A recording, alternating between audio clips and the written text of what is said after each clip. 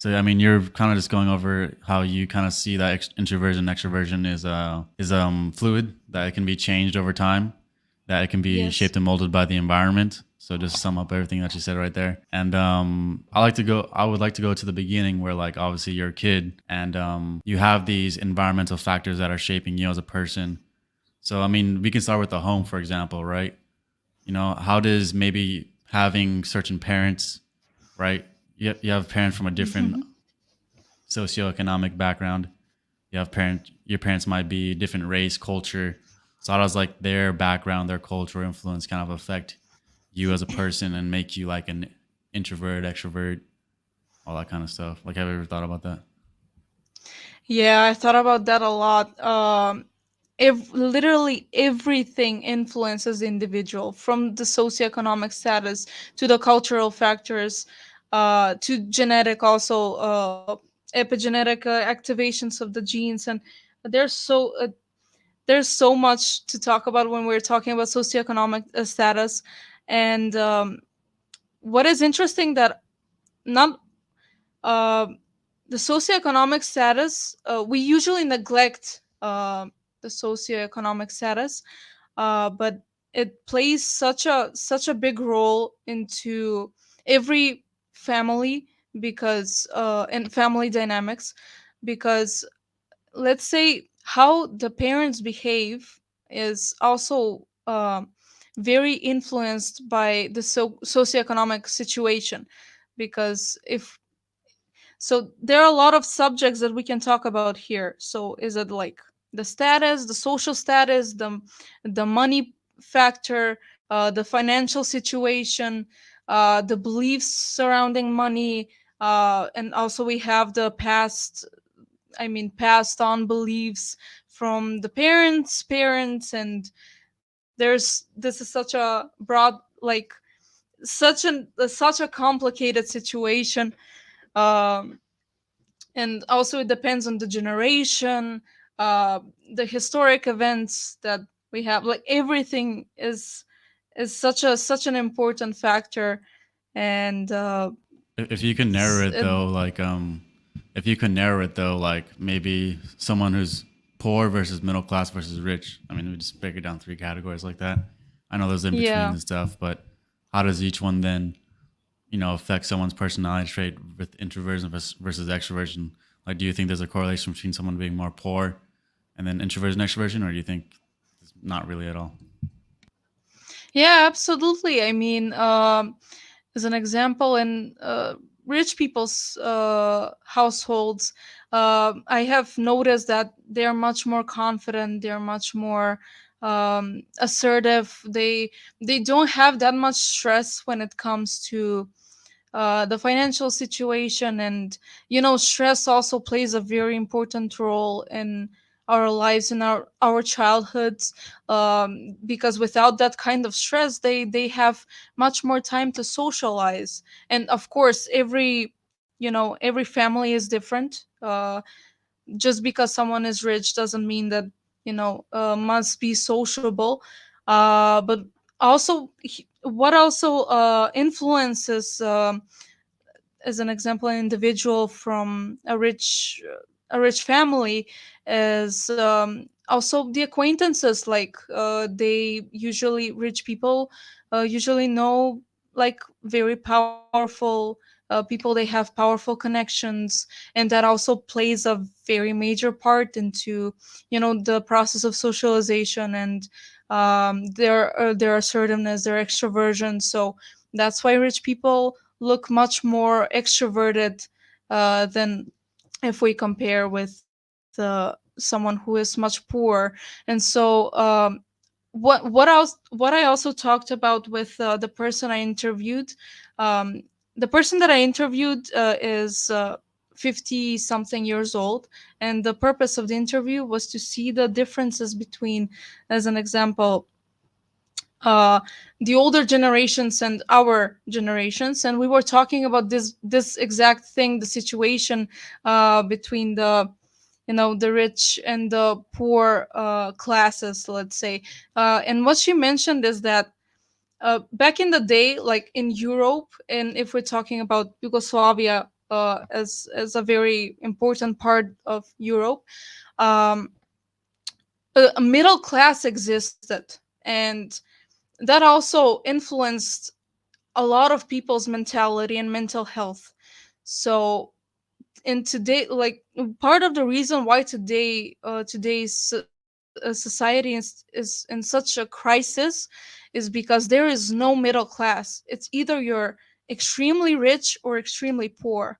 And that was a very interesting concept that also influences people's personalities and mental health. And as an example, back in the day, if we talk to someone who is from, let's say, workers class, um, they're not that rich, but at the same time they're from the middle class, they're not that poor.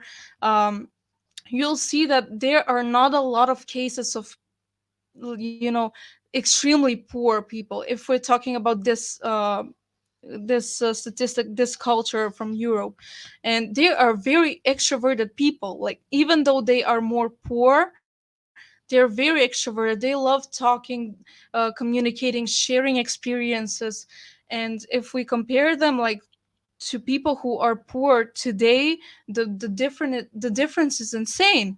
I and I'm just like processing the same information that I'm sharing today, because that interview was very insightful, and also in that topic when we're talking about extroversion, introversion, and the societal and cultural and generational influences that we have, and the generational trauma, and all of that. So we we have like a lot of, it's it's very authentic to everybody. That's what I also wanted to point out.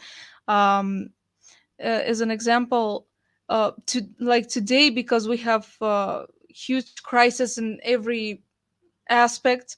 uh the reason why mostly people are introverted is because they either weren't exposed enough to people, or they have like a lot of unsafety in their home. So they they felt like if they reach out and they are vulnerable to people, and if they depend on people, that's dangerous. So we have a lot of complex processes here that happen, and coping strategies that adapt and form, let's say, especially in middle childhood.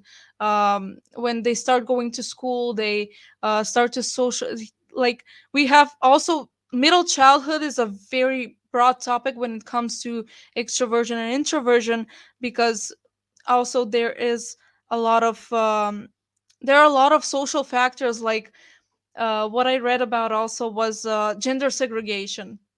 That is also a very interesting concept. In middle childhood, just like how we did, girls play with more like with more feminine things, like from what I read. That doesn't have to be necessarily true to everyone. And they play in groups with girls, and boys play in groups with boys. And so also here we can see into the kind of dynamics that happen in the boys groups and the girls groups. And that also can be a big influence on how extroverted or introverted someone can be. So as an example, research also suggests that when you if you're a girl and you play in a girls group, as an example, they're more secretive. They play in more, let's say, indoors and excluded places.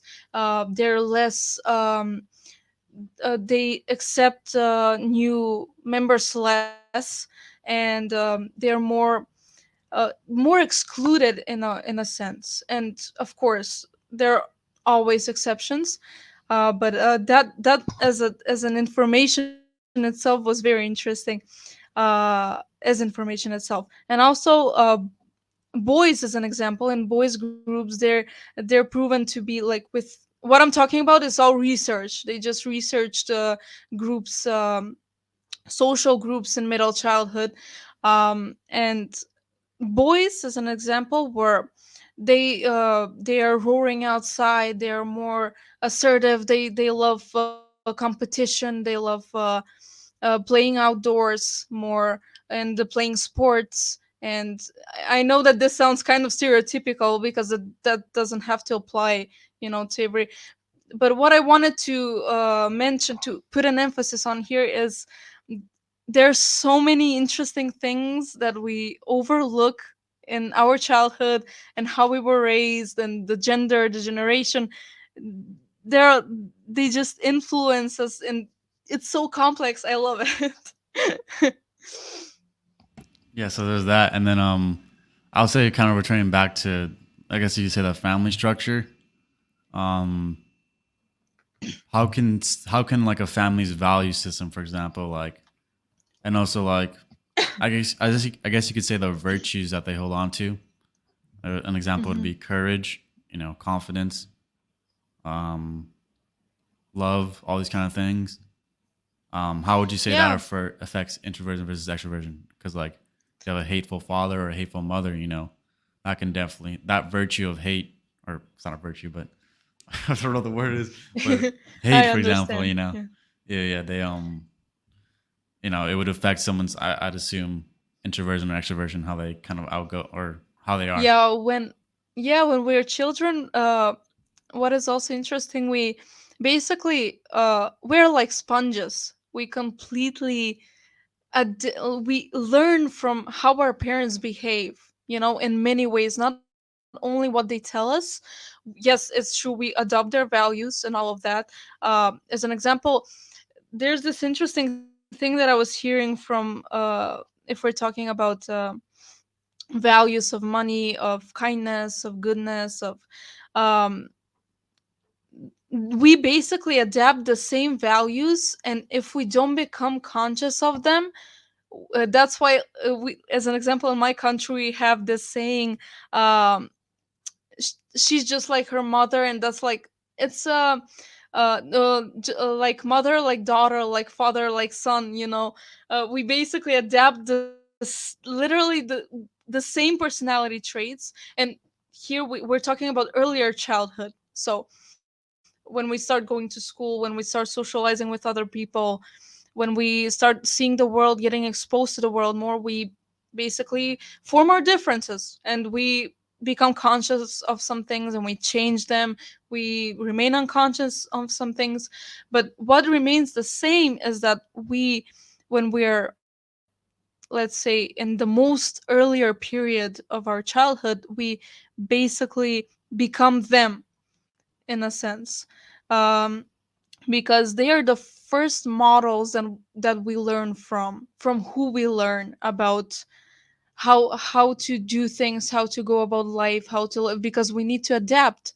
And so uh observational learning is one of our most oldest, and also most advanced cognitive process. So we, as children, parents don't have to explain everything to us, we just learn them. And that the same goes for personality traits. And for, as an example, if we see our mother uh you know being as a very communicative person, and how she can handle every uncomfortable situation, how she can communicate with anyone, how she can find her way to, let's say, get something that she wants through arguments, through uh rhetoric capabilities. We if you know if we are exposed to her doing that, like, often, we start to basically learn that ourselves. We observe it. And the same goes for everything. And when it comes to extroversion and introversion, this is also a very important moment to pay attention to. uh, how much we are exposed to our parents and how much we know them. Also, we have a lot of cases where introverted people are much more, they tend to withdraw because they, as an example, didn't have that, exposure to their parents. Their parents weren't much present in their life. in their childhood. We have these families where their parents work a lot, or the children are just lonely after school because their parents don't have the time, or they can't make it home on time, or they work overtime. So we have these cases of absence where uh, can be very dangerous because the child also needs to learn how to communicate. If the child doesn't communicate with the only two people, or the group, the first social group, that is the family, um, and doesn't learn how to belong to that group, that also determines the how much introverted or extroverted the person will be. And a very interesting case of introverted people is the hikikomori in Japan. Hikikomori are a very, very hard case to solve in Japan because um, Japanese families tend to, have these beliefs that you don't express your emotions. Japan is a very different topic, because of their different culture, their different beliefs, values. But hikikomori basically are so isolated, and they isolate themselves so much that they don't go out of their homes for years. So imagine a person sitting in their room for years, and they don't go out to the world at all. And this is a very interesting case that I want to look into because, as an example, from the cases that I've read of hikikomori, their parents didn't approve of them at all. They even disowned them because they saw them as incapable, as a failures. Like they saw them as dysfunctional, but they didn't care about to look into what caused them to behave that way, because that's a very, very extreme response of introversion. That's a very um it's a very extreme case. So yeah, we have also basically what I wanted to imply is that the presence of the parents is also a very important factor that plays into how introversion or extroversion and the levels, um, and basically that's how parents are the models that we learn from, just to sum it up. And every value that we adapt is most often the value from that we have seen and believe that we have seen from our parents when we were little. That's why a lot of processes like Byron Katie's The Work, and a lot of processes involve, considering when you're working on changing your beliefs, as an example. These processes that are very famous that we use about changing our beliefs uh, are consisted of this retrospection to where your belief comes from, and what emotions also are associated with that belief. And so that makes a lot of sense, obviously, because our family is the first social group that we have, and that's a very big factor that plays into our how we behave in our adult life. And as an example, I have seen a lot of successful rich people, and people that I know that are very successful and also extroverted, um, who basically they come from families where their parents were, you know if not the other parent, the one parent at least was present with them. They constantly involved the children to play with other children, to they involved other families. They didn't neglect the socializing part. And uh, the more you don't neglect that part, the more sociable you'll become in the future. And the same goes for your child. The more you allow your child to social to to involve itself with the world, the more social it will be. And also we have like factors like trauma and like when you're triggered and you suddenly withdraw. Emotionally unavailable people also are very interesting to look into when it comes to extroversion and introversion. There are a lot of emotionally you know emotionally unavailable people who have this constant change of extroversion to introversion and etc. and vice versa. They you can't put them in a group. It's like, and it depends with whom. As an example, I have witnessed people who uh, are very extroverted, but suddenly there are moments when they're completely gone, and you feel like the connection is not there anymore, and they'll be back again, and they start being extroverted, and then they withdraw again, and those are very interesting cases.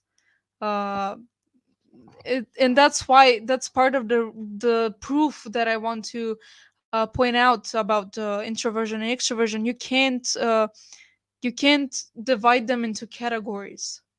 It's like you're extracting information. You're neglecting a lot of information. I also think, I mean, we talk about parents, parenting, and all that kind of stuff, right? And you kind of copying your parents. I also have very clear, vivid memories of like me. It's almost like you bend your will, like your willpower, like when you're young, and you take your willpower and you kind of like give yourself completely to your parents like that, and you trust them. And then I have clear memories, just my mind just being so open and expanded, and then I would give my willpower to them, and then it's kind of like it's obviously their job to kind of take care of you and guide your own will and intent and things like that to the in the right direction. So I have clear memories of just like that, just being in open states like that, and then Yes. so then they mold you. It's like they take your Yeah, will and then they they can mold you tell like you that. a Yeah, lot. Yeah. yeah, it's crazy. That can be a beautiful experience, especially when you're witnessing that with parents that you feel safe with.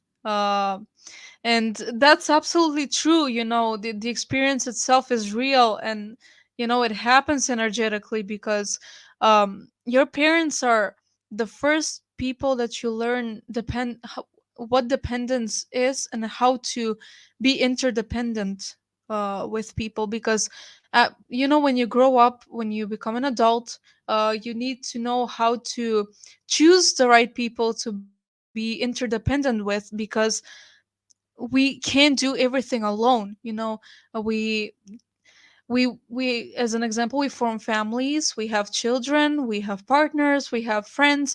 It's like we do projects, we have a lot of goals that we want to achieve, and we need to involve people. It's like we need to learn how to be interdependent, and that involves that early experience that you mentioned, where you give you know your power to someone to take care of you. And that's a very important aspect that we all need to feel, and it needs to feel healthy and safe. it I can't stress enough how important that is, because if you don't have that kind of a backbone, um it it becomes a big detriment in your adult life, because you become distrustful, you don't know who to trust. You constantly choose, if you're not conscious, you constantly choose the people who will prove you more and more that you can't depend on anyone.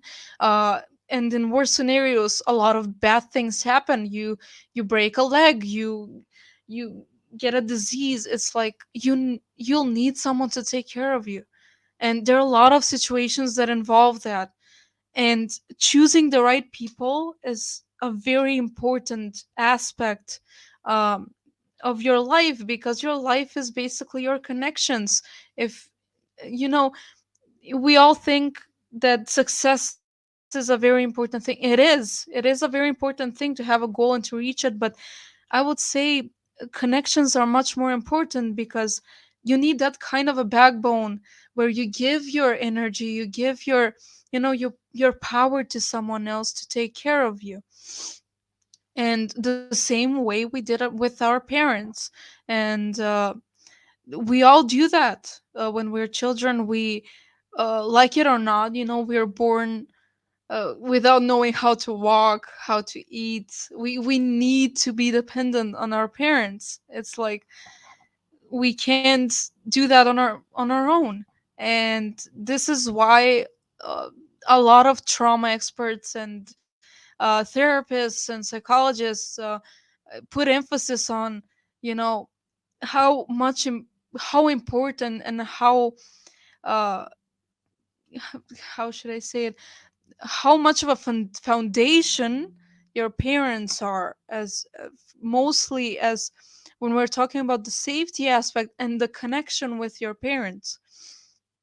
And uh it needs to be that has to be a beautiful experience where you give your how should I say it, your energy and your power to your parents, and they actually, they don't abuse it, they take care of you. It's just, that's such a beautiful safety to experience. And it's very necessary for everyone without any exception. That itself just, you know, defines your future, literally. um, it defines you as a person in the future. That experience is like an imprint of your goals, your life. A lot of our goals that involve success are actually goals also associated with what kind of connections we want to have. As an example, if you want to be a singer, part of your reason why you want to be a singer is because you feel important and you want people to see your excellence, and that's normal. Or a lot of if we see a lot of comedians as an example, they love to be the center of attention because they love being the clowns. They feel that kind of confidence, the kind of assertiveness. They want to make you laugh. It's like that's just, it's normal. You want to feel important, you want to feel seen. And but also, here comes the shadow part of that aspect. We all A lot of people want to achieve success because they want to feel needed and important. And this comes from the lack of what I just talked about, the lack of connection with your parents, the lack of communication, the lack of the absence. They're not that present in your life. Or um, abuse. We have a lot of factors here that, just like everything, when we decide to do something, everything has a shadow reason why and a light reason why. And as an example, why I love helping people, is the light reason of that is because, it makes me feel needed, which comes uh, from a place of wanting to be accepted. And my shadow reason used to be, uh, I neglected myself a lot. And I'm just giving myself as an example here. I neglected myself a lot because in my family, I was the one forced to be the psychologist and to solve all of their problems. And so that was the shadow reason. Because I was running away from myself, I always put emphasis on others and wanted to resolve other people's problems instead of resolve my own problems. And until now, that was my shadow reason. And then, when you become conscious of that, you decide what to do with that information. uh you when you become conscious of that shadow reason, it automatically changes because you have something to do about that. As an example, in my situation, when I became aware that I solve other people's problems too much because I'm running away from myself, my decision was to not run away from myself, to set a limit to how much I want to help people as a psychologist, and how much I want to help myself, and to set a boundary. And yeah, this is what I was talking about. I wanted to share a lot of things about this topic when it comes to, primary connections and uh, the dependence on our parents, how much it's actually important, and so on. So I hope I answered the question well.